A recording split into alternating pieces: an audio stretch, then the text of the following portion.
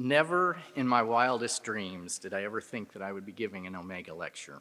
I mean, when I started, I didn't even know what an Omega lecture was, let alone think that I would give one. Heck, it's okay for me to say that, isn't it? I don't even feel like I've been here long enough to do that. I feel like I just started a couple years ago, and I'm still like the new guy who doesn't really know anything. And yes, I see all of you guys across campus from the business office, admissions, and all the other offices nodding your head in agreement. I'm pretty much convinced that whenever I call one of these offices, there's an eye roll followed by a game of rock, paper, scissors to see who's going to answer my call. All while asking the question, what has he done this time, before you pick up and so nicely say, hi, Jim, what can you help me with? Or what can I help you with?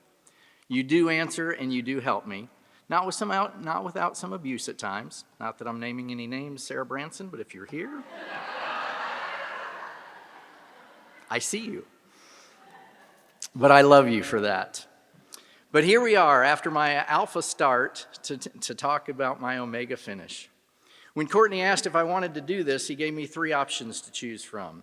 An overview of my discipline as it's developed over the years, a reflection of my work on a major faculty assignment, such as curriculum or accreditation, or some other aspect of my time here at AU that might be of interest to the broader community. So as I look at my discipline, to the best of my limited knowledge, water is still H2O. It hasn't changed since I got here. It might have left my building, but it hasn't changed. My work on a major faculty assignment, I did have at one point what I thought was and seemed like a lifetime sentence to the assessment committee. But I think that once you found out I really didn't have a clue as to what assessment was all about and was tilting my head like the dog who hears high-pitched whistles when you said things, I was paroled from that, so that gives me nothing to talk about there. So that leaves us with some other aspect of my time here that might be of interest to the broader community. I'm guessing since you're here, you are the broader community. I hope I have something interesting for you. I've been here 35 years. Who'd have thunk that I've been able to stay here so long? But apparently I had a lot to learn before I graduated. So I thought I would try to enlighten you on some of the lessons I have learned in my 35 years towards graduation. Some can do it in 3. I, however, am a little slow. It takes me a little bit longer. The first thing I learned, and I've said this before, is I am not God, and I have no business whatsoever trying to tell him what I am and am not going to do, no matter how many times I try. Spring break, 1991. Anderson, Indiana had a big old honkin' ice storm that had shut down not just the university, but the city as well. I had applied for the teaching and pool director's job back in December of 1990 and hadn't heard anything, so I decided, what the heck, let's go to Anderson and see what this place is all about, not knowing about the storm that you had had. For those of you who are not around in spring of 91, which I'm guessing is a lot of you, let me paint a picture. It was a gray day, snow everywhere, trees down all over town, power lines down as well, and roads closed. It was about 4 o'clock in the afternoon, and all the GM plants that were still here in town were letting everyone out for the day. I drive through all of this, not knowing where I was going, and eventually find campus. Mind you, no cell phone, no Google Maps, just intuition. I park by Decker and wander into a very dark, powerless building. And I walked by a group of students who might have been complaining. I think that's their superpower. Found no office open. I then wandered through the closed-off valley. Probably shouldn't have done that. But I came to what I thought was the gym, a huge round building with lots and lots of very uncomfortable seats, which I could tell by just looking was not the gym. It was just some huge auditorium. I found it quite interesting. But I finally found Bennett Natatorium, a standalone building with no one in it, all locked up and dark. So I wandered over to O.C. Lewis Gym and found the only person still at work, Dr. Becky Hall. I introduced myself to her, told her I had applied to be the pool boy, and was curious what the status was. She couldn't show me the pool, but was gracious enough to talk with me about the position. And come to find out, from that little visit and talk, I went from not even getting an interview to, heck, let's talk to this little guy, see what he's all about. But from my perspective of that visit, I went home to Anderson and told my wife we would never move here. I think that's when God started smiling. Not long after that visit, I did get invited for an interview. I brought my superpower with me, and because of that, we were offered the job. I say we because Val, my wife, is my superpower. I'm sure that after Becky Hull and Blake Janudalo met Val, they thought that even though I was quite literally wet behind the ears and didn't know very much, they were willing to take a chance on me. Because if I was talented enough to land her as my wife, I just might be talented enough to run the pool and teach some classes. So back in December, when we had applied for this position, my wife and I had put out a fleece saying that we wanted a place not far from a big city, hopefully in the middle of our families, at a small school where I could run the pool. God answered every one of those prayers, and we still didn't see it. I'm not the brightest guy in the world. He answered every one of our questions there. But after agonizing over the decision to come, we then made our own leap of faith to leave stinking Lincoln, Illinois, and come to AU for what we thought would be just a few years, not knowing that a few meant 35. We didn't come here to get rich, and we nailed that one. We came just for a job, or at least that's what I thought. So I was once again shown that I am not the one to tell God my plans, but just to let him guide me, a lesson that I continually need to learn. It's amazing how much smarter or wiser I think I am than God, but when I do finally stop and listen to him, it's so stinking cool how good his plan is. My second very important lesson I learned was the value of a Christian education. I went to a public school. I went to a secular institution and was on a very secular swim team. I have several stories about my time there, but they're probably not appropriate for today. Suffice it to say, I had a secular education and I thought I was fine. When Val and I talked about coming to AU, I didn't know what the benefits were in attending a Christian school, let alone teaching at one. In fact, I was not really even in favor of it. I thought it was better for me to be in the world trying to make a difference there. Fortunately, my wife, did I mention that I married up? It's important that you know that. My wife had attended Greenville College, where her father worked. She and her folks showed me the benefit, of working and teaching at a Christian environment.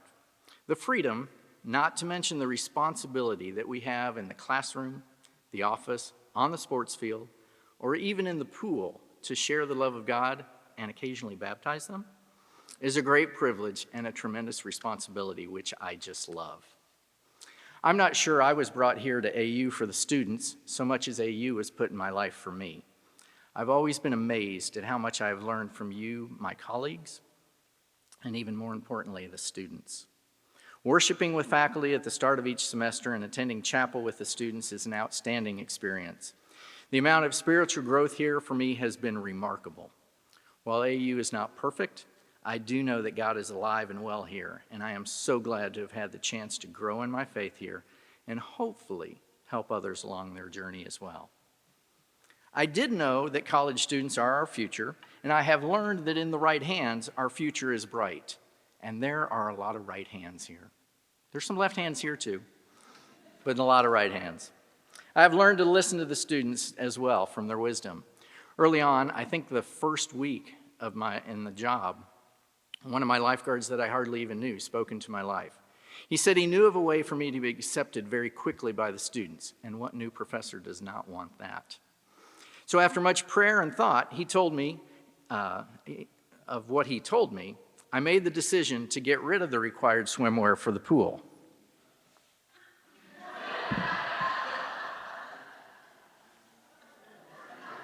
It was required.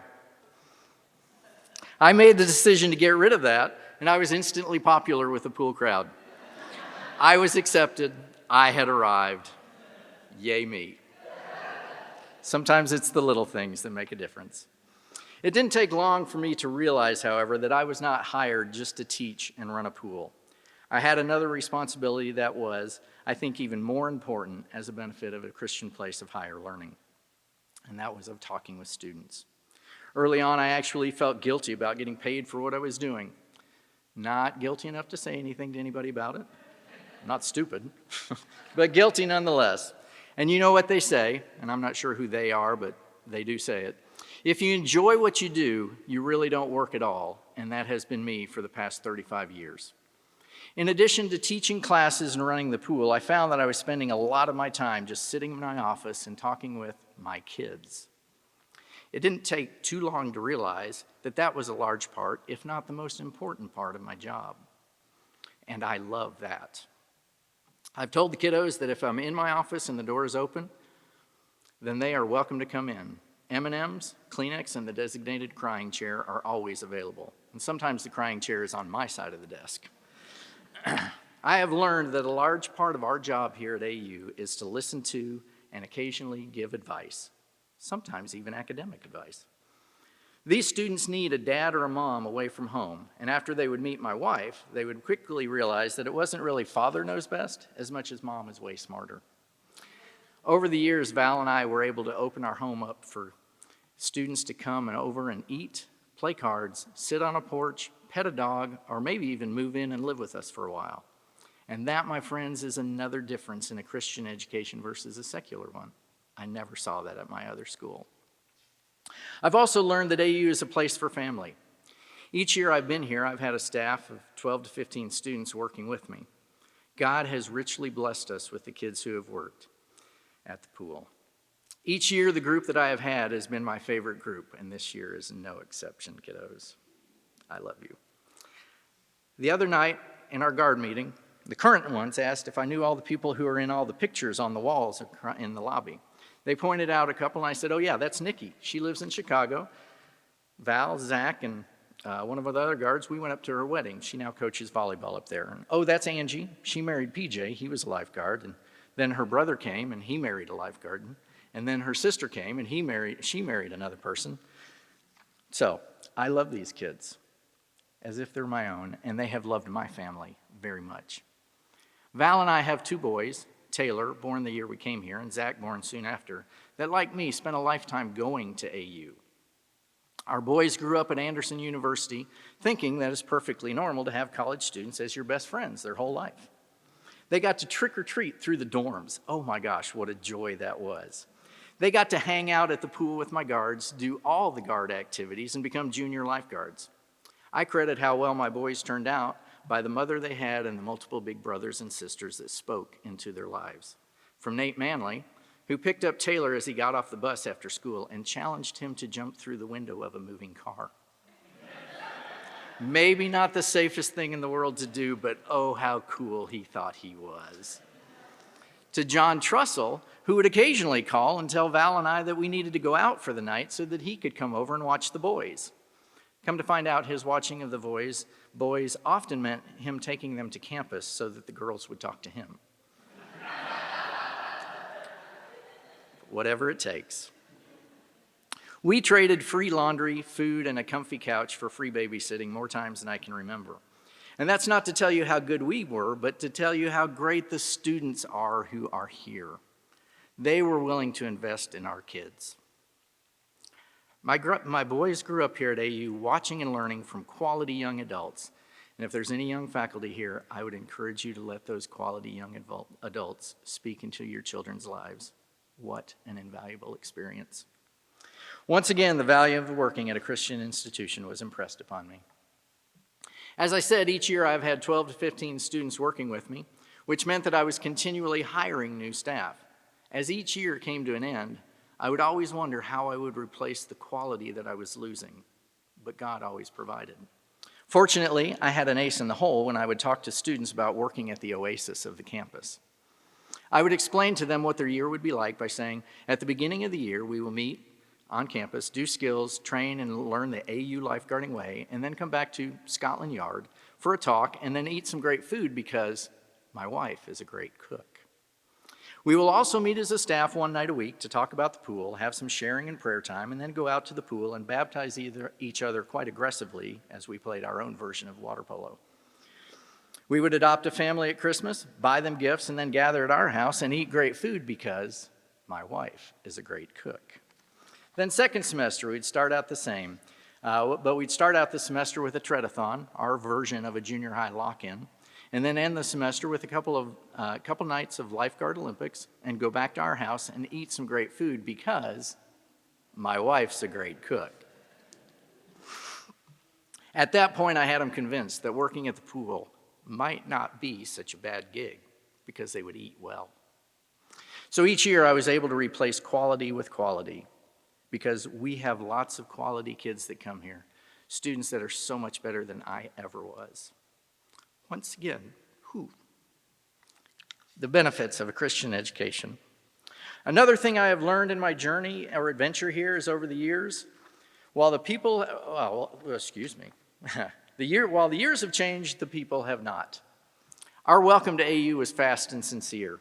We were quickly invited to a local church where we said that we would try it out and ended up staying there for about 30 years, finding lifelong friends.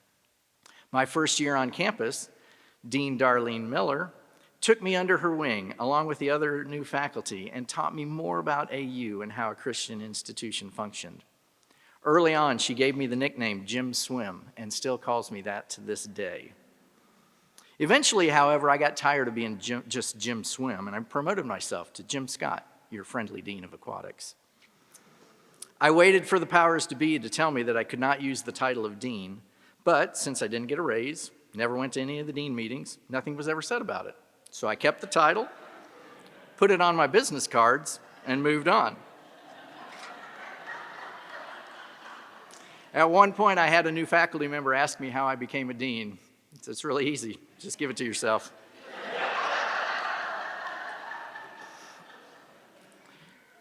Through the years, the names of the people have changed, but the drive, the mission, the heart of the people who work here has not altered. God is in this place, and it is evident by who He brings to campus. Just like at the pool, quality seems to always be replaced with quality, and for that I am grateful.